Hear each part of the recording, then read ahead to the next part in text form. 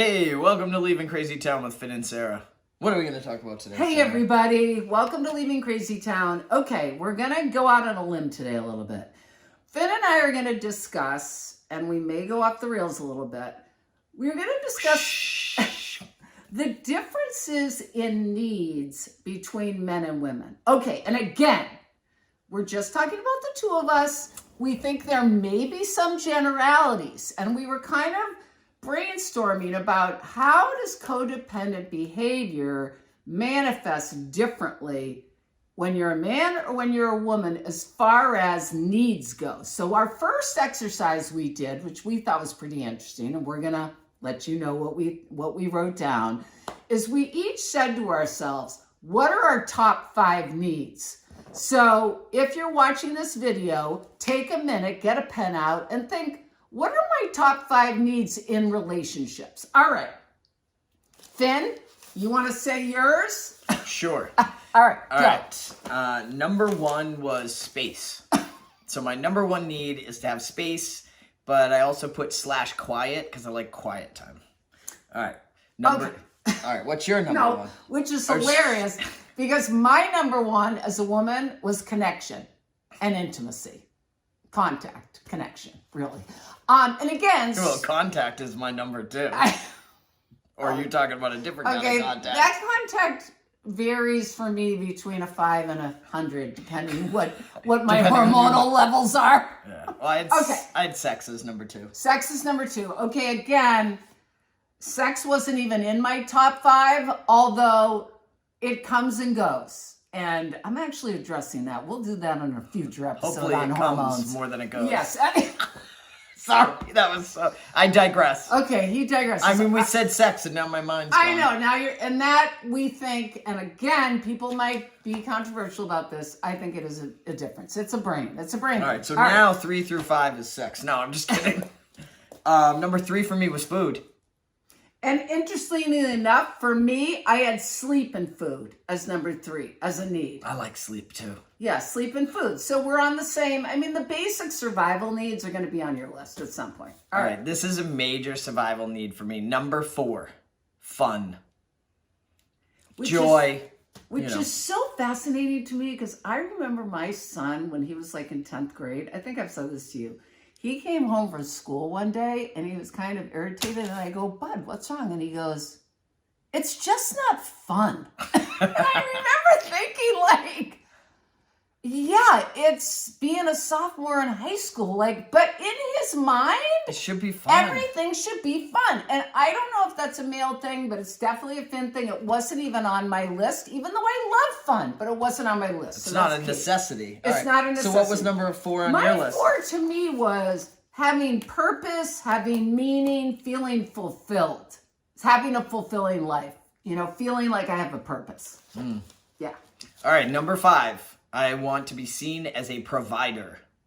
Yeah. Not anywhere close to mine. I don't even know what to say to that one.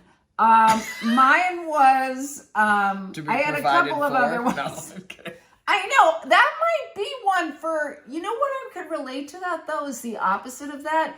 I definitely have a thing for safety. You know, I just went to California for a week. And I noticed, and this is an old activation for me also when I feel threatened, but feeling safe is a biggie for me. And I do think that's a female thing. So that is one of mine. And the other couple of ones because I know you feel safer when you're traveling with me. I definitely feel safer when I'm traveling with Finn. That's a definite truth. And I think it's a female thing. And again, people are going to have different opinions. This is just our opinion. All right, so those were... What was your number 5? I had a couple of extra ones. Of course. Well, I mean, moving okay, physically, the difference between men and women, exercise. we said do 5. She has extras. There you go. Boom. Mic drop. I definitely had extras. I had moving physically. I like to move physically. The being seen and heard is kind of like connection, but I definitely feel like I need to be seen and heard. And I also like quiet and space. It just wasn't number 1. All right, so those are our different lists. I don't know what you guys think about, if you relate to any of those, What do you think about your needs? Like there's a list of needs in a great book called the Anxiety and Phobia Workbook. It has actually a list of basic human needs. The thing we were going to discuss as the second part of this is in relationships, because that's where all our codependent behavior comes in. What need is the hardest need to express to a partner? So as a woman, I was trying to think back to what was my hardest need to express to a man, and I asked Finn to think about what was his hardest need to express to a woman, which, besides sex, I know I shouldn't say that, but I mean, it is for men a lot. All right, should I say my first, or do you want to go? No, you go, because I'm still thinking. You're still thinking. Mine. All right, a couple of needs that were really hard to express to a man if I'm in a relationship in the past. So I'm trying to think about romantic relationships and like say with my son. With romantic relationships, oftentimes I would have a hard time where I'd fear the man getting upset if I needed space. If I just felt like, look, I could see you like once or twice a week. It's just who I am. I'm not the type of woman that wants to be with someone every single day. It could be where I'm at in my development right now as a 64-year-old woman. But this was who I was in the past also. I just was a woman who needed a lot of alone time, a lot of space with other people. I didn't want to be totally enmeshed with someone. So I had a need for space. And I do remember my last relationship, like he wanted to see me all the time. And it did create a little bit of a conflict. So that was a need I had that I did express in my last relationship. But I think underlying the fear of expressing your needs is the fear of loss, fear of abandonment, fear the relationship is going to end. You know, especially when you're attached in those first 30 to 60 to 90 days of that hit of the dopamine rushes of being in a relationship, like to give that up is a painful thing. So, but that's one of my needs that I have a hard time expressing, but I am doing it. But I notice it's uncomfortable. All right, do you have one? I was thinking about how expressing any, I was going to say need at first, but articulating how I feel about something and my concern that it's going to upset the other person. So it's not necessarily anything specific. Well, it's a need to share your truth, though. Right, but even if it's like, if it was space, or no, I don't want to go do that, or I can't do that, having the person that I'm seeing think that it has to do with them. Yes. And the other thing that isn't really what you're saying now, but something similar is, one of the jam ups I get is I want the freedom in a relationship to express disappointment or hurt without getting, I want to say emasculated, like, I don't know, like, it's hard to explain, like, how some people respond to that. Well, it's all though. I just want to, like, without wanting the person to see you in a particular way. Well, I want to be heard. I want to be able to express it, but I almost want it to die there. I don't want, like... You want to be able to express it and just be seen, but not have the person got to bring up your vulnerabilities over and over again. Yeah, I don't want to talk about that crap. Yeah. Yeah.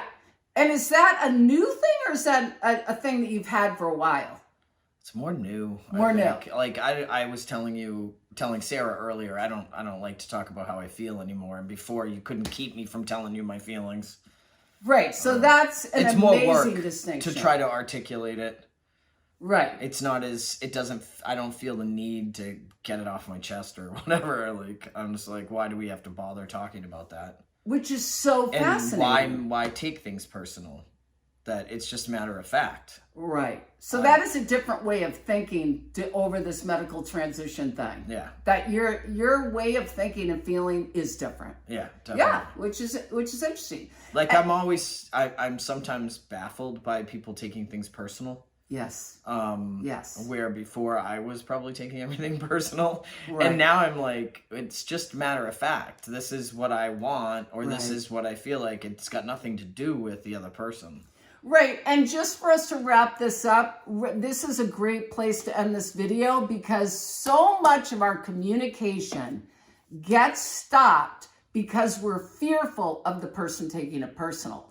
And as we always say on this channel, what's happening over here is my business, what's happening over there is your business. What comes out of my mouth is my stuff, what comes out of your mouth is your stuff. And my personal experience has been, if I take the time when I'm in a calm space to walk through the fear, yes, to say what's going on for me, yes, it's far more effective than not saying it and have it come out later in a way that it makes it like it is about the other person. Even though it isn't, we all know, like, my reactions are mine.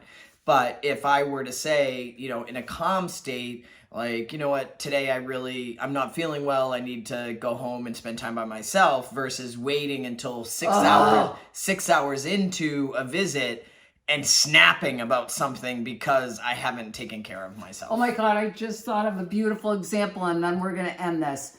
I remember in my last relationship, I had this need about space and less time, but he wanted to go for a walk one day, and I really wanted space, but I said yes. So did you rage walk? I rage walked. And halfway through the walk, he's like, why are we even here? And I really recognized, and I said, you know what?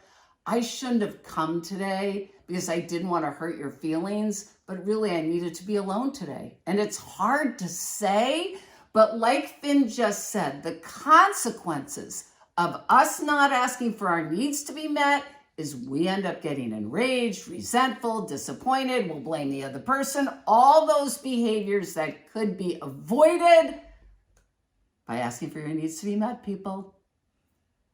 We love you. We're out of here. We're out of here. Fasten your seatbelt.